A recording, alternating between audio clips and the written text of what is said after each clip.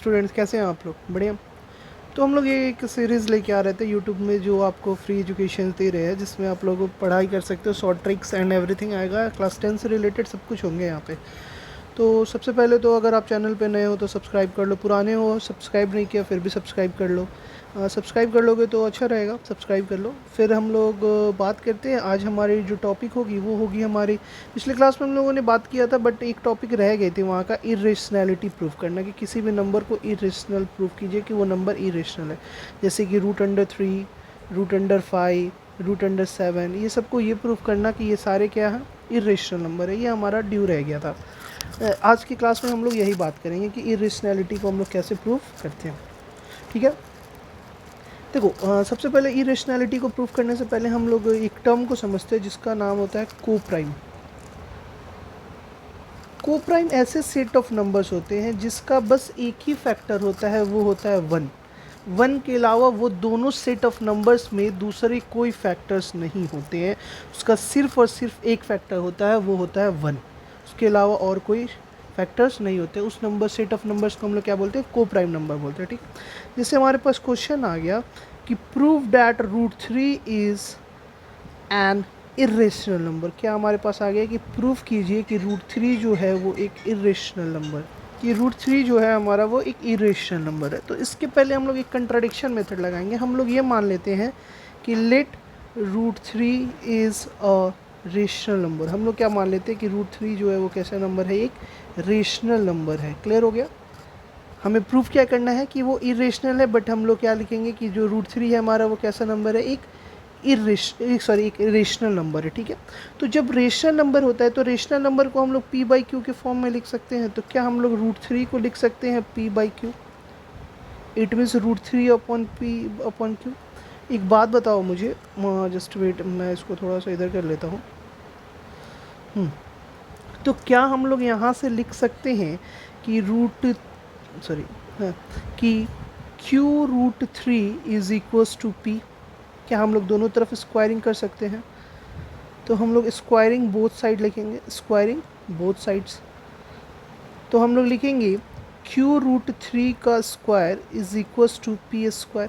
तो यहाँ से हम लोग क्या लिख सकते हैं कि q², 3q² is equals to p²।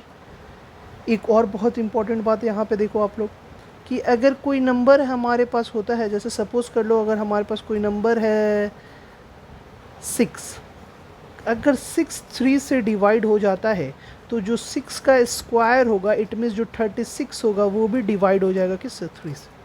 हम लोग इतनी बात को समझ के रखते हैं। तो एक बात बताओ, अगर यहाँ से हम लिखें कि p² is divisible by p² is divisible by 3, तो जो p होगा therefore p is also divisible by 3। p² अगर डिविजिबल है तो p भी जो होगा वो डिविजिबल होगा किसके द्वारा, 3 के द्वारा। क्लियर हो गया? अच्छा सर, अगर p² डिविजिबल है तो p भी हमारा क्या होगा, डिविजिबल होगा 3 से। अब हम लोग क्या मान लेते हैं, अच्छा यहाँ पे हम मान लेंगे कि p एंड q हमारे कैसे नंबर हैं, p and q are coprime. कैसे नंबर है सर, ये दोनों कोप्राइम नंबर है। क्लियर हो गया? अगर p² और p भी जो हमारा होगा वो क्या होगा, डिविजिबल होगा किससे, 3 से। अब हम लोग क्या मान लेते हैं, let p is equals to 3c, where c is equals to any integer, where c is equals to any integer, जो यहाँ पे c क्या होगा, कोई भी एक इंटीजर होगा। ठीक है, अब हम लोग मान लेते हैं इसको equation number 1। Put p is equals to 3c in equation number 1। हम लोग इक्वेशन नंबर 1 में क्या मान लेते हैं कि p जो है हमारा वो किसके बराबर है, 3c के बराबर है। तो हम लोग यहाँ से लिख सकते हैं 3q² is equals to 3c का square. It means sir 3q² is equals to 9c²। यहाँ तक कोई प्रॉब्लम तो नहीं है। अब इसको कट कर देते हैं हम लोग, 3 हो गया। तो q² is equals to 3c²। अच्छा, यहाँ से हम लोग लिख सकते हैं कि q² is divisible by 3। q² जो है वो डिविजिबल है किसके द्वारा, 3 के द्वारा। Therefore q is also divisible by 3। इसके q भी क्या होगा, वो भी डिविजिबल होगा किससे? 3 से। अब एक बात बताओ, ध्यान से सुनो।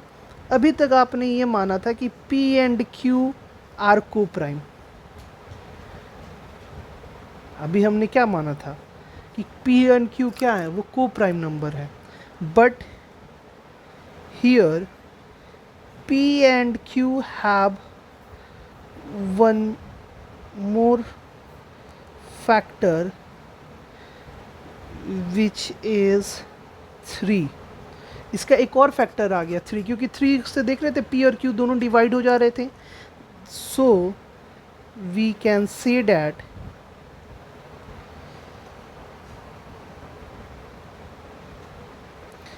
Our contradiction is wrong, therefore P comma Q, sorry, therefore we can write over here root 3 is an irrational number। I hope आपको ये टॉपिक बहुत ईजिली समझ में आया होगा। तो होमवर्क में आप करके आओगे √5, √7, एंड ये बताओ √4 जो है वो इरेशनल नंबर है या रेशनल नंबर है, ये आप मुझे बताओगे, ठीक है?